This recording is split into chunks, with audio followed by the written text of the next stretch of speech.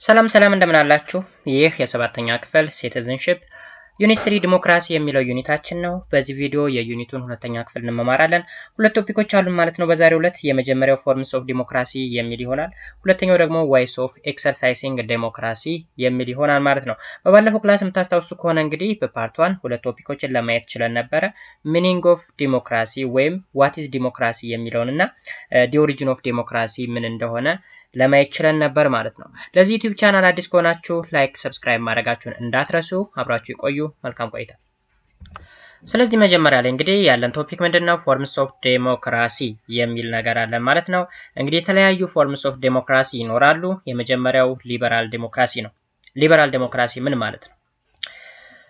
Based on the participation of governments in the area of economic and political affairs, democracy has various forms.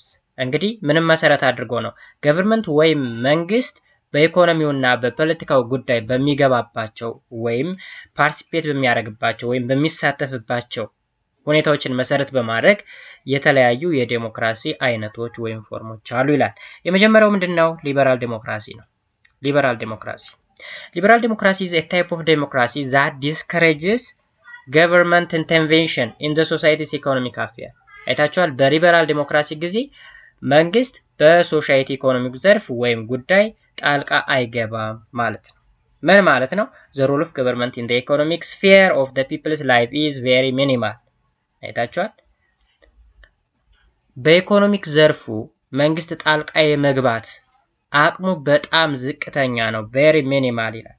whereas that of the economic force such as market forces regarded as a maximal giving supreme place ይለናል ማለት ነው። This type of democracy in the other word is based on the free market economy. ባጭሩ በኢኮኖሚው ዘርፍ ጣልቃ አይገባም ስንል ለምሳሌ አንድ ነጋዴ የሆነን ዕቃ በፈለገው ዋጋ የመሸጥ መብት አለው ገዢ እስካገኘ ድረስ። የፍሪ ማርኬት ኢኮኖሚ ይባላል። ስለዚህ ከፍሪ ማርኬት ኢኮኖሚ ጋራ ተያያዥነት ያለው የዲሞክራሲ አይነት ነው ሊበራል ዲሞክራሲ የሚባለው ማለት ነው።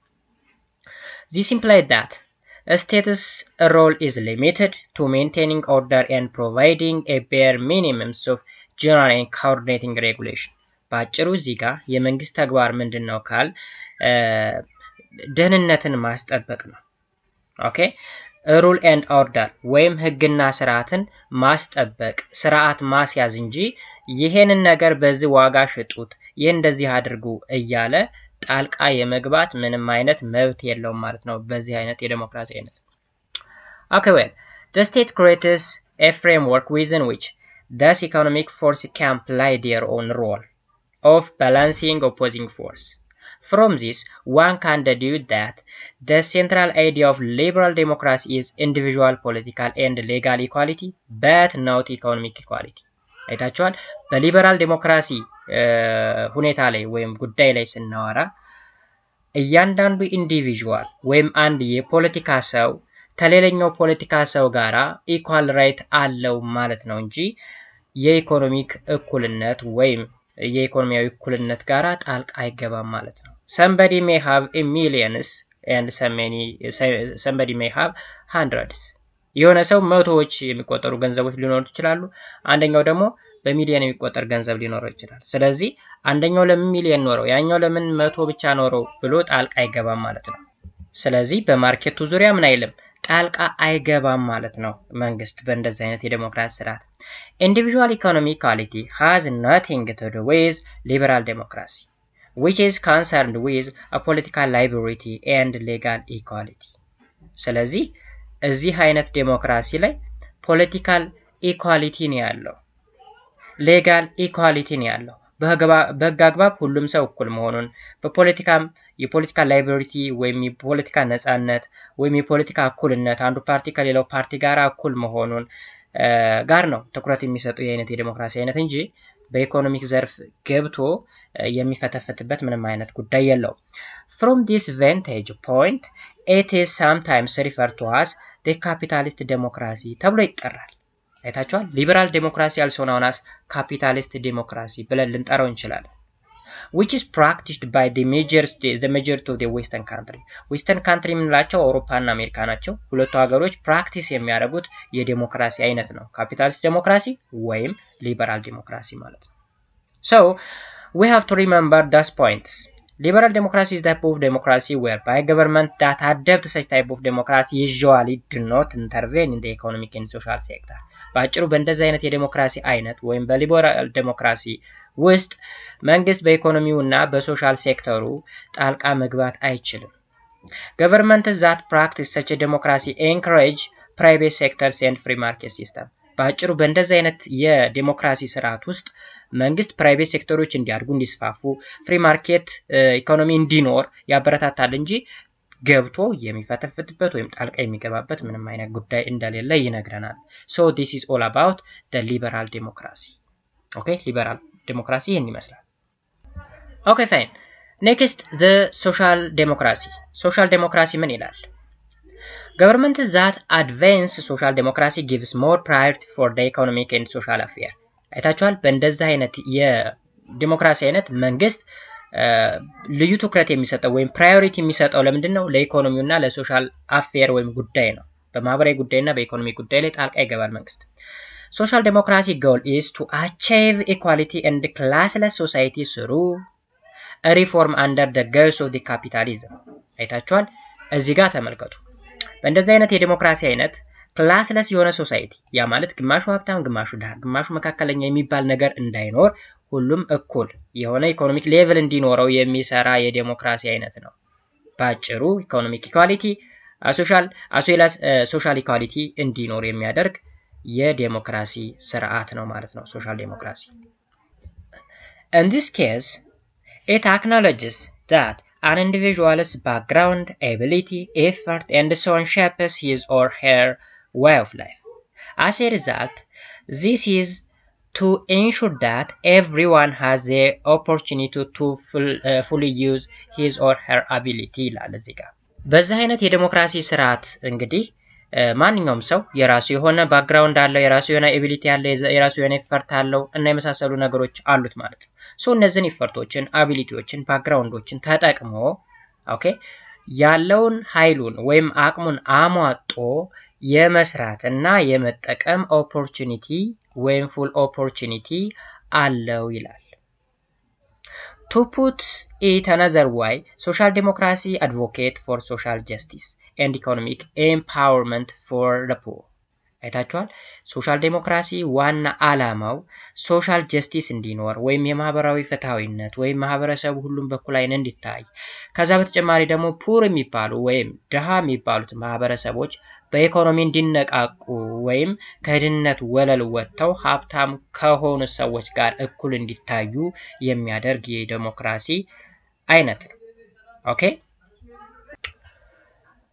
To that end, it is concerned with the provisions of social security, housing, free education, health and medical care, and other similar services. እንግዲህ መንግስት እነዚህ ነገሮችን ያደርጋል። ያ ማለት ሶሻል ሴኩሪቲ እንዲኖር ሃውሲንግ ወይም ቤት ለምሳሌ ቤት የሚሰራላቸው ማህበረሰቦች አሉ።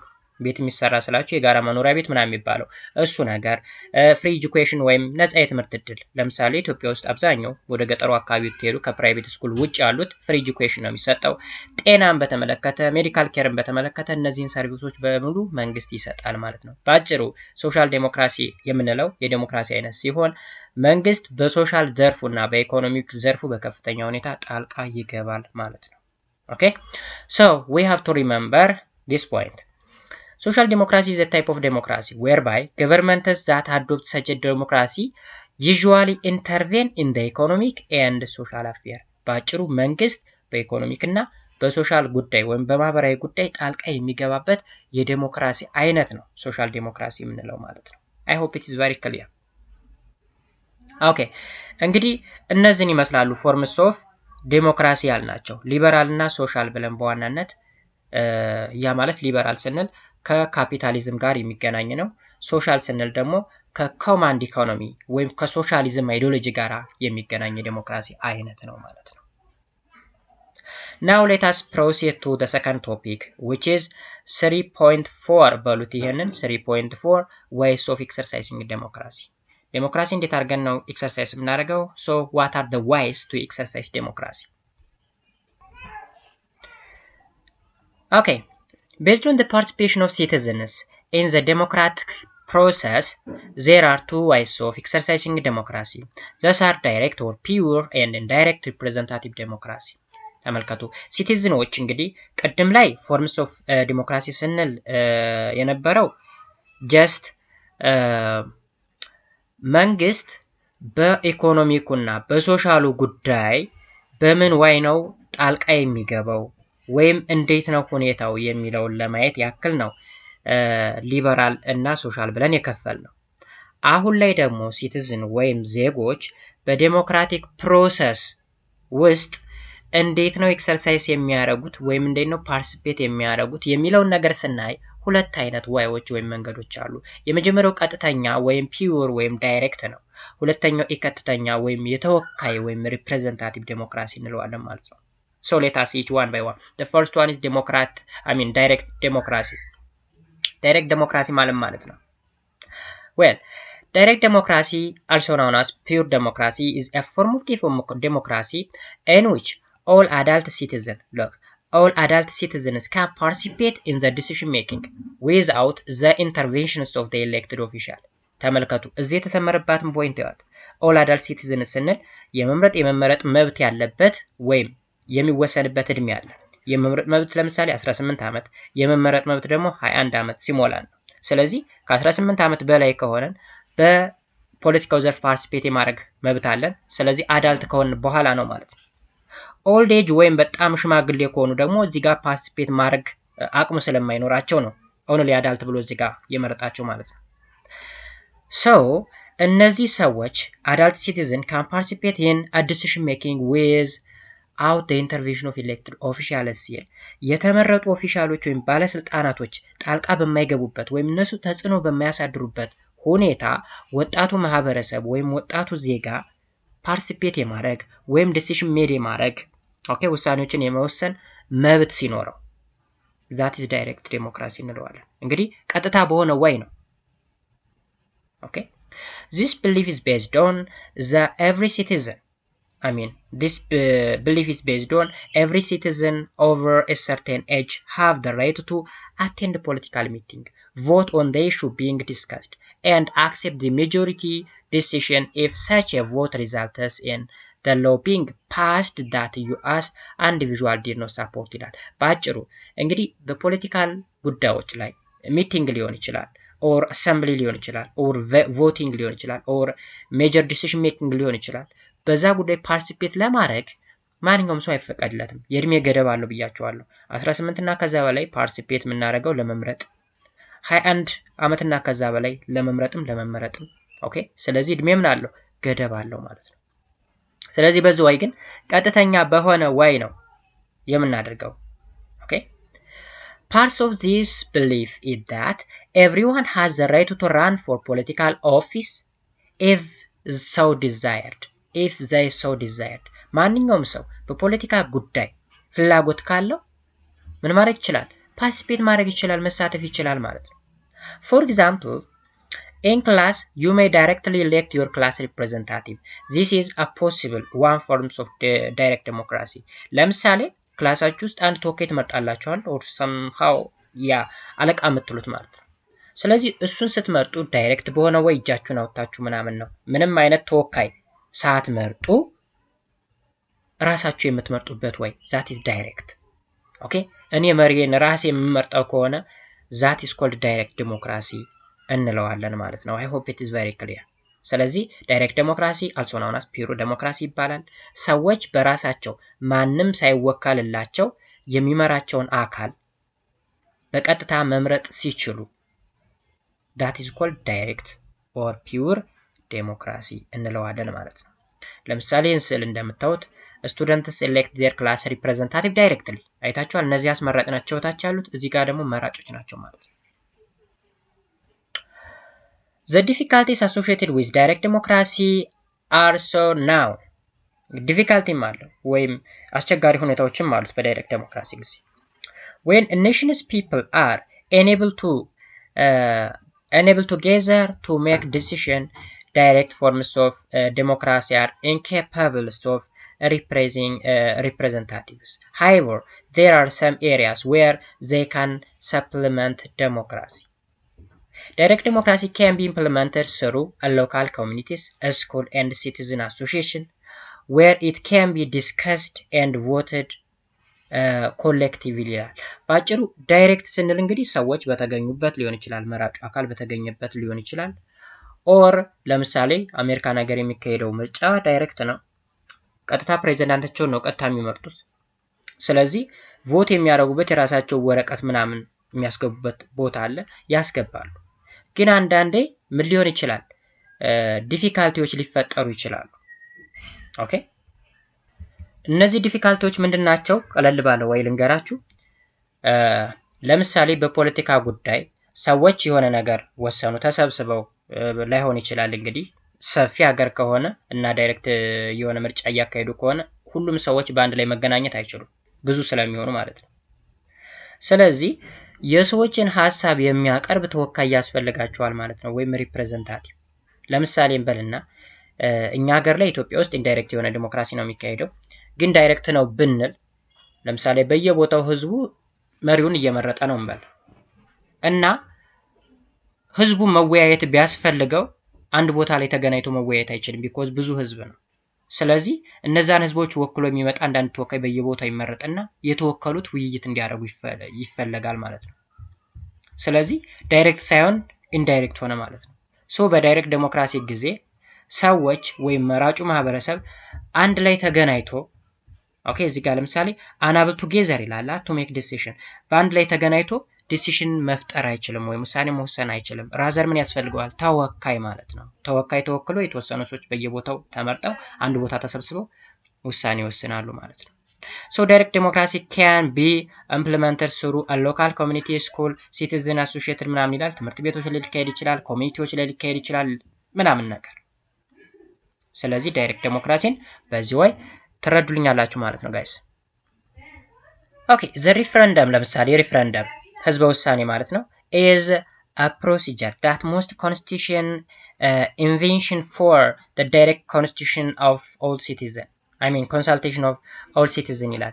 ያ ማለት የሪፍረንደም ወይም ህዝበ ውሳኔ የሚባል የሆነ አካባቢ ላይ ውሳኔ ሲያስፈልግ ሰዎች ሁሎችም አንድ ቦታ ተገናኝተው ውሳኔ ይሰጣሉ ማለት ነው። እሱ ዳይሬክት ዴሞክራሲ ውስጥ ይመደባል ማለት ነው። The practice of holding a referendum on a specific point should be used frequently and precisely defined. Local, regional and national referendum could all be held. እንግዲህ ሎካል ሪፈረንደም ሊካሄድ ይችላል፣ ሪጂናል ኦር ናሽናል። ያ ማለት በአካባቢ በክልል በሀገር አቀፍ ደረጃ ሪፈረንደሞች ሊካሄዱ ይችላሉ ወይም ህዝበ ውሳኔዎች ሊካሄዱ ይችላሉ። ስለዚህ ህዝበ ውሳኔ የምን ምሳሌ ነው? የዳይሬክት ዲሞክራሲ ምሳሌ ነው ማለት ነው። ስለዚህ ዳይሬክት ዲሞክራሲ ድሮባኩ ወይም ዲፊካልቲው ምንድነው ከተባላችሁ ሰዎች በአንድ ቦታ ተገናኝተው ዲሲሽን ሜክ ማድረግ አይችሉም፣ ቢኮዝ ብዙ ስለሚሆኑ እንዲሁም ከተለያየ ቦታ ስለሚኖሩ ርቀቱም ብዛትም ስላላቸው በአንድ ላይ ዲሳይድ ለማድረግ ይከብዳቸዋል ወይም ለመወያየት ይከብዳቸዋል ማለት ነው በዳይሬክት ዲሞክራሲ ጊዜ። ኦኬ እዚህ ጋር ሮል ፕሌይ የሚል አለ። እንደ ምን ልበላችሁ እንደ ኬዝ ስተዲ አይነት ነው። ግን እዚህ ጋር የተሰጠውን ነገር አጠር አድርጌ ልንገራችሁ ወይም እኔ ራሴ ምሳሌ ልንገራችሁ ሪፈረንደምን ግልጽ ለማድረግ ያክል ማለት ነው።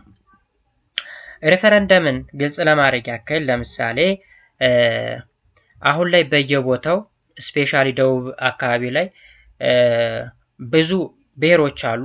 አብዛኞቹ ብሔሮች የክልልነት ጥያቄ እያቀረቡ ይገኛሉ። አንዳንዶቹ በጋራ እየሆኑ ክላስተር ምናምን የሚባል ነገር አለ። በአንድ ላይ የማሰባሰብ ማለት 2-3 ዞኖችን በአንድ አድርጎ አንድ ክልል መስጠት ምናምን እንደዛ አይነት ነገር አለ። ግን ህዝቡ ተቀባይ አይደለም።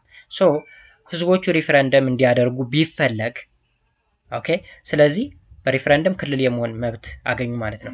ወይም ሌላ ደግሞ አጭር ሌላ ምሳሌ ልንገራችሁ። ለምሳሌ ሰሜን ኢትዮጵያ አካባቢ ላይ ጀስት ወልቃይት የሚባለው ወይም ወልቃይት ጠገድ የሚባለው ቦታ በጭቅጭቅ ላይ ያለ ቦታ ነው። ናይት ዳይስ በዚህም ቪዲዮ በምሰራበት ወቅት ማለት ነው። ምንድነው ከሰሜን ትግራይ የኔ ነው ይላል፣ ከታች አማራ ደግሞ የኔ ነው ይላል። ስለዚህ ለሁለቱም ሊሆን አይችልም። ለአንዱ ነው ሊሆን የሚችለው፣ ወይ ለአማራ ወይ ለትግራይ ነው ሊሆን የሚችለው። ስለዚህ ምን ይካሄድ የሚባል ሐሳብ ሊመጣ ይችላል? ሪፍረንደም ወይም ህዝበ ውሳኔ። ያ ማለት የወልቃይት ህዝቦች ተሰብስበው አማራ ከሆኑ አማራንን ብለው መወሰን እንዲችሉ፣ ትግራይ ከሆኑም ትግራይ ነን ብለው እንዲወስኑ ይደረጋል ማለት ነው። የምን ይባላል? ሪፍረንደም። የምን አይነት ነው? የዳይሬክት ዲሞክራሲ አይነት ነው ማለት ነው። ስለዚህ በዚህ ወይም አንደርስታንድ ማድረግ ትችላላችሁ ማለት ነው ጋይስ። ኔክስት ኢንዳይሬክት ወይም ሪፕሬዘንታቲቭ ዲሞክራሲ ሁለተኛው አይነት ነው ማለት ነው። ደግሞ ዜጎች በዲሞክራሲ ስራ ፓርቲሲፔት ከሚያደርጉበት ወይ ሁለተኛው ኢንዳይሬክት ወይም ሪፕሬዘንታቲቭ ዲሞክራሲ ነው። This is the type of modern democracy that we have today. ሞደርን ዲሞክራሲ ነው ይሄ ደግሞ።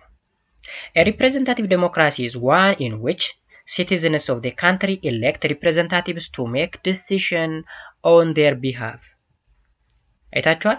ዜጎች ምንድነው የሚያደርጉ? ተወካዮቻቸውን ነው የሚመርጡ እንጂ መሪያቸውን አይደለም። አንድ እዚህ ጋር መረዳት ያለባችሁ ነገር ይህን ከኢትዮጵያ ኮንቴክስት እያየን እንረዳዋለን። ቢኮዝ አወር ካንትሪ ኢትዮጵያ የምትከተለው ምንድነው? ኢንዳይሬክት የሆነ ዲሞክራሲ ስርዓት ስለሆነ ማለት ነው። In this regard, the meaning of representative forms of democracy is that the entire people cannot directly participate in their own affair, but must do so through their representatives who are elected by the people themselves on a regular basis. ተመልከቱ እዚህ ጋር እንግዲህ የኢትዮጵያ ህዝብ በጣም ብዙ ስለሆነ በተለያዩ ፖለቲካዊ ጉዳዮች ፓርቲሲፔት አድርጎ ውሳኔ መወሰን አይችልም። ስለዚህ በእነዛ ጉዳዮች ላይ ውሳኔ ለመወሰን የግድ ምን ያስፈልገዋል?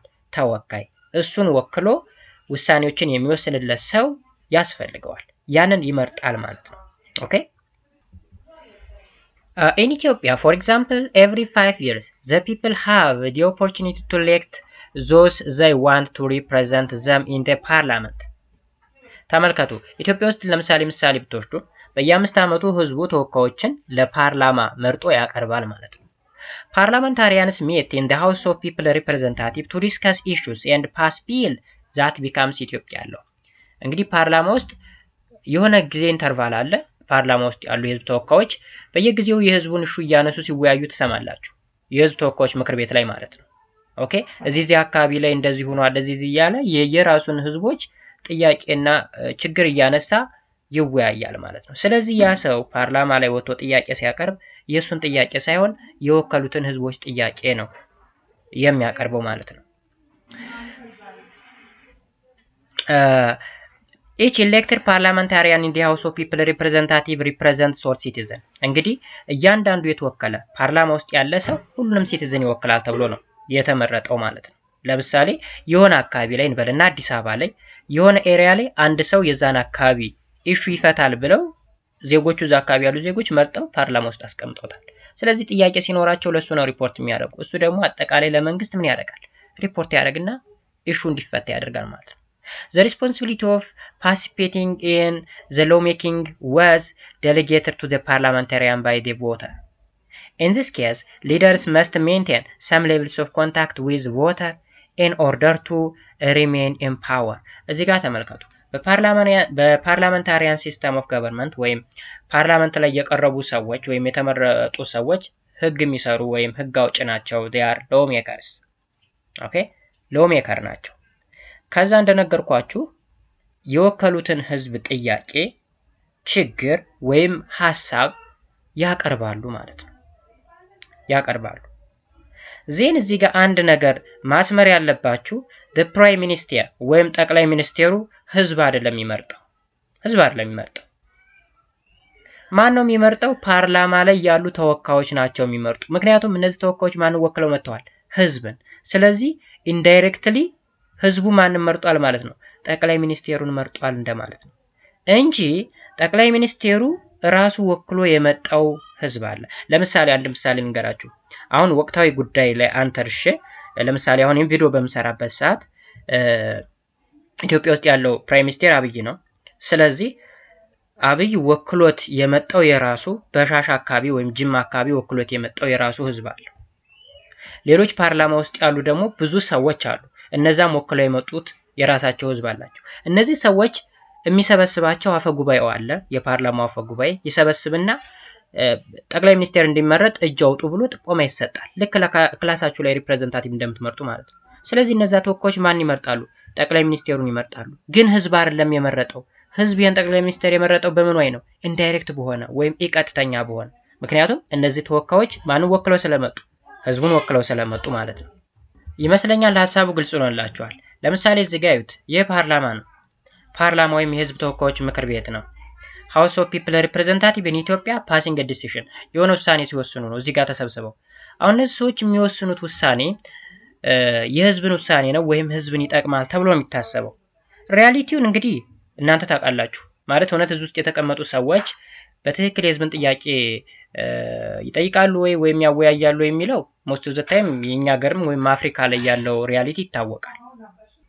ስለዚህ በዛው ኤክሰርሳይዝ የሚደረግ የዲሞክራሲ አይነት ኢንዳይሬክት ዲሞክራሲ ወይም ሪፕሬዘንታቲቭ ዲሞክራሲ ይባላል ማለት ነው። ኦኬ ሶ እዚህ ጋር ሪመምበር ማድረግ ያለብን ወይም ማስተዋስ ያለብን ነገሮች ሲቲዝን ኢን አ ዳይሬክት ዲሞክራሲ ሜክ አ ዲሲዥን ዳይሬክትሊ ባይ ፕሮፖዚንግ ሎ ኦር ሪፍረንደም። እንግዲህ ዳይሬክትሊ ነው ዲሲዥን ሜድ የሚያደርጉ ህዝቦች ማለት ነው በዳይሬክት ዲሞክራሲ ጊዜ።